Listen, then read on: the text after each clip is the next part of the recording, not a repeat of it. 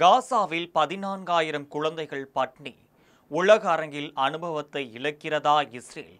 அது என்ன என்பதை இந்த செய்தி தொகுப்பில் விரிவாக காணலாம். 2023 அக்டோபர் 7 அன்று ஹமாஸின் தாக்குதலுக்கு பிறகு இஸ்ரேல் அதற்கு எதிராக ஒரு நடவடிக்கையை தொடங்கியிருக்கிறது. இதற்காக இஸ்ரேல் பல ஆயுதங்களை வைத்திருந்தது. அந்த ஆயுதங்களில் பலவும் அமெரிக்காவால் வழங்கப்பட்டவை அல்லது அமெரிக்கா வழங்கிய நிதியை பயன்படுத்தி வழங்கப்பட்டவை. இந்த நெருக்கடியான நேரத்தில் இஸ்ரேலின் ஐரோப்பிய நட்பு நாடுகளும் அதனுடன் நின்றனர். 2023 அக்டோபர் 7 அன்று 1200 பேர் உயிரிழந்த தாக்குதலுக்கு பிறகு இஸ்ரேலுக்கு பிறகு நாடுகள் ஆழ்ந்த அனுதாபங்களையும் ஒற்றுமையும் வெளிப்படுத்தினர். பெரும்பாலான இஸ்ரேலியர்கள் இந்த தாக்குதலில் கொல்லப்பட்டிருக்கின்றனர். அதன் பிறகு ஹமாஸ் 251 பேரை பணைய கைதிகளாக பிடித்து காசா பகுதிக்கு இழுத்து செல்லும் காட்சிகள் வெளியாகினர். அந்த படங்கள் உலகளாவிய அளவில் இஸ்ரேலுக்கு அனுதாபத்தை ஏற்படுத்தினர். ஆனால் இப்போது இஸ்ரேல் மீதான அந்த அனுதாபம் மெல்ல குறைந்து வருவது போல தோன்றுகிறது.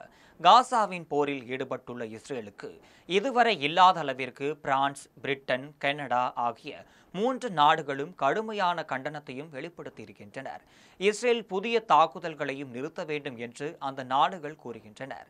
அதற்கு இஸ்ரேலிய பிரதமர் பெஞ்சமின் நெதன்யாகு அத்தகைய தாக்குதல்கள் மட்டும் ஹமாஸை அழித்து மீதமுள்ள பணைய கைதிகளையும் மீட்கும் என்று கூறியிருக்கிறார். இதற்கு பிறகு முழு காசாவும் இஸ்ரேலின் இராணுவ கட்டுப்பாட்டின் கீழ் வரும் என்றும் நெதன்யாகு கூறுகிறார். 3 நாடுகளும் வெளியிட்டுள்ள அறிக்கையில் நெதன்யாகுவின் வாதங்கள் நிராகரிக்கப்பட்டு போர் நிறுத்தம் வலியுறுத்தப்படுகின்றனர். 3 நாடுகளின் அரசாங்கங்களும் சேர்ந்து காசாவில் இஸ்ரேலின் இராணுவ நடவடிக்கைகள் அதிகரிப்பதை கடுமையாக எதிர்ப்பதாக கூறியுள்ளனர். மேலும் காசாவில் மனிதர்கள் அனுபவிக்கும் துன்பங்களின் அளவு தாங்க முடியாதது என்றும் அந்த அறிக்கையில் கூறப்பட்டுள்ளது. மீதமுள்ள பணைய கைதிகளை விடுவிக்க ஹமாஸிற்கு 3 நாடுகளும் அழைப்பு விடுத்துள்ளனர். அக்டோபர் 7 அன்று நடந்த கொடூரமான தாக்குதலை தொடர்ந்து இஸ்ரேலுக்கு பயங்கரவாதத்திலிருந்து தனது குடிமக்களை பாதுகாக்க உரிமை உண்டு என்று அவர்கள் நம்பியிருந்தனர். ஆனால் இப்போது தாக்குதல்களை தொடர்வது முற்றிலும் தேவையற்றது என்று நம்புகின்றனர். நெதன்யாகு காசாவிற்கு அனுப்ப அனுமதிக்கும் உணவு அளவு அங்குள்ள மக்களுக்கும் போதுமானதாக இல்லை என்று அந்த அறிக்கையில் கூறப்பட்டுள்ளது. அடுத்த 48 மணி நேரத்திற்குள் காசாவிற்கு உதவி கிடைக்கவில்லை என்றால் 14,000 குழந்தைகள் உயிரிழக்க நேரிடும் என்று ஐநா மனிதாபிமான தலைவர் டாம் பிளெசன்டர் தெரிவித்துள்ளார். அடுத்த 48 மணி நேரத்திற்குள் இந்த 14,000 குழந்தைகளின் முடிந்தவரை பலரை காப்பாற்ற விரும்புகிறேன் என்று அவர் கூறியுள்ளார். பிரிட்டன், பிரான்ஸ் மற்றும் கனடா உள்ளிட்ட கூட்டு அறிக்கையால் டாம் பிளெட்சர் பாராட்டியுள்ளார். காசாவிற்குள் அதிகமாக மனிதாபிமான உதவிகளை அனுமதிக்க இஸ்ரேலுக்கு அழுத்தம் கொடுப்பதில் உலக நாடுகள் தங்களுடன் இணைய வேண்டும் என்று டாம் பிளெட்சர் கூறியுள்ளார். திங்களன்று உதவி பொருட்கள் கொண்டு சென்ற 5 லாரிகள் காசாவிற்கு வந்ததாக கூறிய பிளெட்சர் அந்த உதவி கடலில் ஒரு துளி மட்டுமே என்று விவரித்தார். 10 வார முற்றுகைக்கு பிறகு திங்களன்று காசாவிற்கு இன்றியமையா பொருட்கள் கொண்டு செல்வதற்கு இஸ்ரேல் அனுமதித்தது.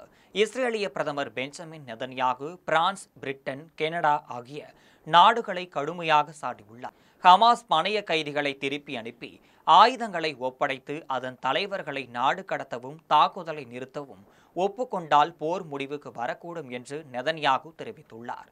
இதுபோன்ற சூழலில் எந்த நாடும் இதைவிட குறைவானதை ஏற்றுக்கொள்ளாது என்றும் இஸ்ரேல் நிச்சயமாக அவ்வாறு செய்யாது என்றும் நெதன்யாகு கூறியுள்ளார்.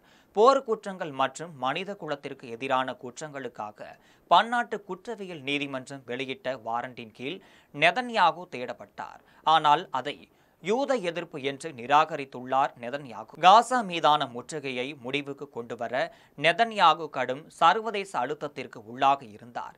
ஏனெனில் ஒரு சர்வதேச கணக்கெடுப்பு அங்கு பஞ்சம் ஏற்படக்கூடும் என்று எச்சரித்தார்.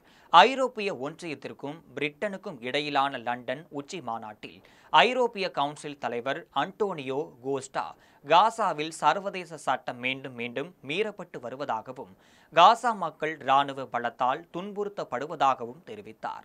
மக்கள் மனிதாபிமான உதவிகளை பாதுகாப்பதாகவும் விரைவாகவும் தடையின்றி பெற வேண்டும் என்றும் அவர் குறிப்பிட்டார்.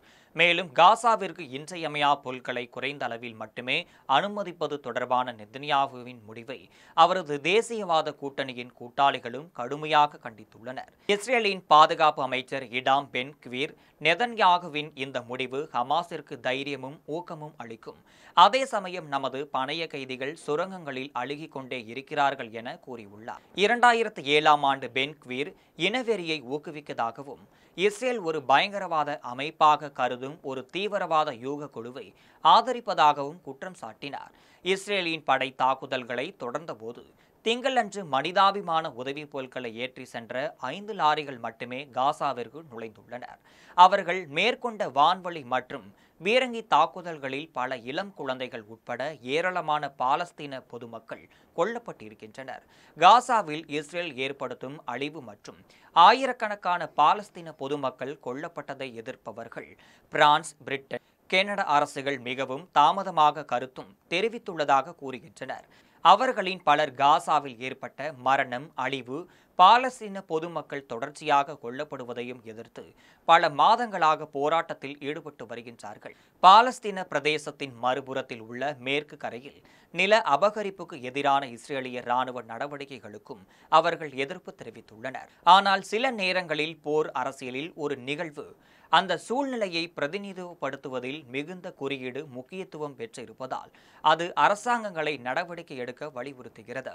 மார்ச் 23 அன்று காசாவில் இஸ்ரேல் இராணுவ தாக்குதலில் 15 துணை மருத்துவர்கள் மற்றும் உதவி பணியாளர்கள் கொல்லப்பட்டதும் அத்தகையானது. 2 மாத கால போர் நிறுத்தம் முறிந்த பிறகு இந்த தாக்குதல் நடந்தது. போர் நிறுத்தத்திற்கு பிறகு போர் மீண்டும் தொடங்கி 5 நாட்கள் கழித்து இஸ்ரேலிய இராணுவ பிரிவு ஒன்று மருத்துவ வாகனங்களை தாக்கியிருக்கிறது. இத்தகைய தாக்குதலில் கொல்லப்பட்ட மக்களும் குண்டு துளைக்க அவர்களின் வாகனங்களும் மணலில் புதைந்துள்ளனர். இந்த புதக்குழியில் ஒரு சடலத்தின் அருகே கண்டெடுக்கப்பட்ட ஒரு மொபைல் போன் வீடியோ இஸ்ரேலின் இராணுவத்தின் கூற்று பொய்யானது என்பதை நிரூபித்திருக்கிறது. அந்த வாகனங்கள் முகப்பு விளக்குகள் அல்லது ஒளிரும் விளக்குகள் இல்லாமல் இருட்டில் சந்தேகத்திற்கிடமான முறையில் நகர்ந்தால் இஸ்ரேலிய படைகள் துப்பாக்கிச்சூடு நடத்தினர் என்றும் இஸ்ரேல் முன்னதாக அறிவித்திருந்தது. இந்த வாகனங்கள் நகர்வதற்கு முன்னர் இராணுவத்திற்கு அவர்களின் நடமாட்டம் குறித்து தகவல் தெரிவிக்கப்படவில்லை அல்லது அதற்கு இராணுவத்தால் முறையான அனுமதி வழங்கப்படவில்லை என்று கூறப்பட்டது. கொல்லப்பட்ட துணை மருத்துவர்களின் ஒருவரின் தொலைபேசியில் பதிவு செய்யப்பட்ட வீடியோ காட்சிகள் காயமடைந்தவர்களின் உதவி கோரி வாகனங்களின் விளக்குகள் எரிந்திருப்பதையும் காட்டியது. பின்னர் இஸ்ரேலிய வீரர்கள் துப்பாக்கிச்சூடு நடத்திய போது கொல்லப்பட்டவர்கள் எந்த ஆயுதங்களை எடுத்து செல்லவில்லை என்பதை இஸ்ரேலிய இராணுவம் ஒப்புக்கொண்டிருக்கிறது. அப்போதிலிருந்து இஸ்ரேலின் வழக்கமான எதிரிகளிடையே கவலை வேகமாக வளர்ந்தது மட்டுமல்லாமல் பிரான்ஸ் அதிபர் மக்ரோன் தலைமையிலான அதன் ஐரோப்பிய நட்பு நாடுகளும் இஸ்ரேலுக்கு எதிரான கடுமையான கருத்துக்களையும் முன்வைத்திருக்கின்றனர். அது மட்டுமின்றி நெதன்யாகு அரசாங்கம் இந்த கொடூரமான செயல்களை தொடரும் வரை தாங்கள் அமைதியாக இருக்க மாட்டோம், இஸ்ரேல் இராணுவ ஆக்கிரமிப்பை நிறுத்தி மனிதாபிமான உதவி மீதான கட்டுப்பாடுகளை அகற்றாவிட்டால் பதிலுக்கு தங்கள் இன்னும் உறுதியான நடவடிக்கைகளை எடுப்போம் என்று அந்த அறிக்கையில் கூறுகின்றனர். அவை எந்த மாதிரியான நடவடிக்கையாக இருக்கும் என்பதை அந்த அறிக்கை விரிவாக கூறவில்லை. இந்த நாடுகளில் இஸ்ரேல் மீது சில வகையான தடைகள் விதிக்க வாய்ப்பு இருக்கலாம்.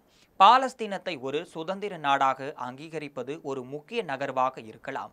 ஏனெனில் ஜூன் தொடக்கத்தில் நியூயார்க் சவுதி அரேபியாவுடன் இணைத்து நடைபெற உள்ள ஒரு மாநாட்டில் 148 நாடுகளுடன் இணைந்து செயல்படுவது குறித்து பிரான்ஸ் பரிசீலித்து வருகிறது.